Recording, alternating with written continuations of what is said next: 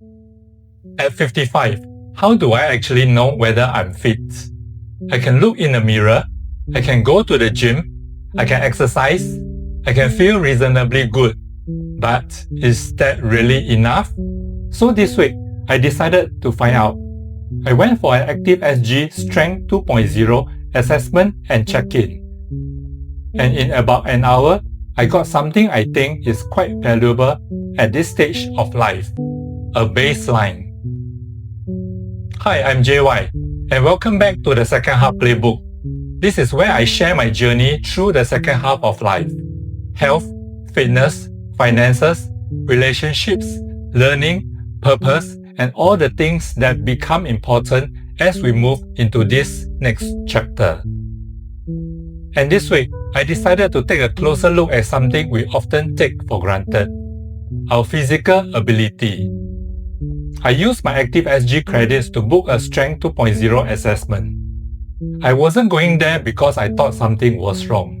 I simply wanted to understand, where am I today? How is my body composition? How strong am I? How mobile am I? And what should I actually be working on? What I discovered was quite interesting. The first part was a body composition assessment using the InBody 770. This is much more than a normal weighing scale. It gives you information about things like skeletal muscle mass, body fat, body composition across different parts of the body, and other measurements related to your overall body composition. My InBody score was 75 out of 100. My skeletal muscle mass was 32.5 kilograms, and my BMI was 20.3, and my body fat percentage was 12.2%. Now, I'm not going to spend a whole video talking about individual numbers. For me, the important thing is that these numbers give me a snapshot of where I am today, and that's useful.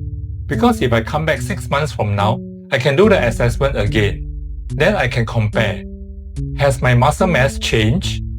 Has my body composition changed? Am I moving in the right direction I want? Instead of saying, I think I'm getting fitter, I can actually look at the data. Then we move on to strength, and this was probably the test I found most interesting. It's called the isometric mid-thigh pull. Basically, you stand on 4 plates, the bar is fixed in position, and you pull against it as hard as you can. The bar doesn't move, but your body is producing force. My result was 32.51 newtons per kilogram. And according to the assessment's age group scoring, that put me in the above average range. That was encouraging, because one of the things I want to maintain as I get older is strength. Not necessarily strength so that I can lift some huge weight in the gym, but functional strength. Strength to climb stairs, strength to carry things, strength to get up and down easily, strength to travel, strength to play sports, and ultimately, strength that helps me remain independent. And this result gave me a little bit of confidence. At 55, I'm not starting from zero. After that, we look at mobility. There were 3 tests: active straight leg raise, shoulder mobility, and ankle mobility. And this is where I discovered something I probably wouldn't have noticed on my own. For the active straight leg raise, my right side scored 3 while my left scored 2. The same thing happened with shoulder mobility, right 3, left 2. But for ankle mobility, both sides scored 3. So overall, my right side was generally performing better than my left in 2 of those areas. Now, I'm not going to make this into a major problem. It isn't. But it's interesting. Because when you go about your normal life, you don't necessarily notice these little differences.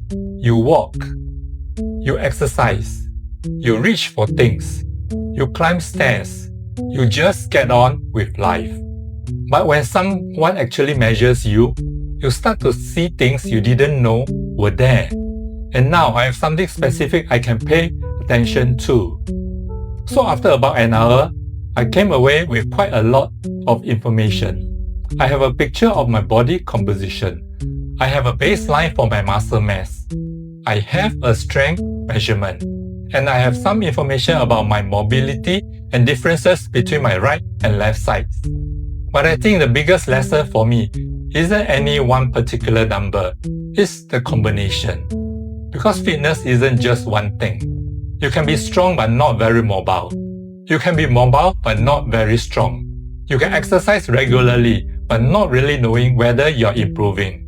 This assessment gives you a more complete picture. And from there, you can decide what you want to work on. For me, that means continuing to build and maintain strength, while paying more attention to mobility and differences between my two sides. And this got me thinking about something. When we are younger, we often don't think very much about physical capability. If we want to run, we run. If we want to climb stairs, we climb stairs. If we want to play a sport, we play. We assume our body will just keep doing what we ask it to do. But as we move into our 50s and beyond, I think it's worth becoming more intentional. Not because we should become obsessed with numbers, but because our physical capability becomes increasingly important to the life we want to live. I don't just want to live longer.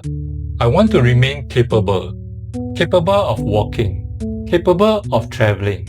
Capable of climbing stairs, capable of playing sports, capable of carrying my own things, and ultimately, capable of looking after myself.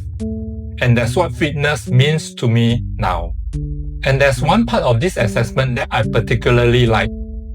It's not just about what happens today, it creates a history. This is my baseline at 55. Maybe 6 months from now, I come back. Maybe my strength has improved. Maybe my muscle mass has increased. Maybe my mobility has improved. Maybe the difference between my right and left sides has become smaller. Now I have something to compare against. And that's where I think the real value is. Don't guess. Measure. Then make a plan. Then measure again. So would I recommend doing something like this? Personally, yes. Especially if you are starting a new health and fitness program, or if you've been exercising for a while and want to understand where you actually stand. You don't have to be an athlete. You don't have to wait until something is wrong. You can simply use it as a starting point. For me, that's exactly what this was. An opportunity to understand my body a little better, to see what I'm doing reasonably well, to identify a few things I can work on, and most importantly, to establish a baseline for the future. Because at 55, I'm not looking for perfection. I'm looking to stay strong, stay mobile, stay independent, and keep improving. And perhaps that's one of the lessons for the second half. Don't just exercise. Understand your body. Measure where you are. And then keep moving forward. I'll see you in the next video.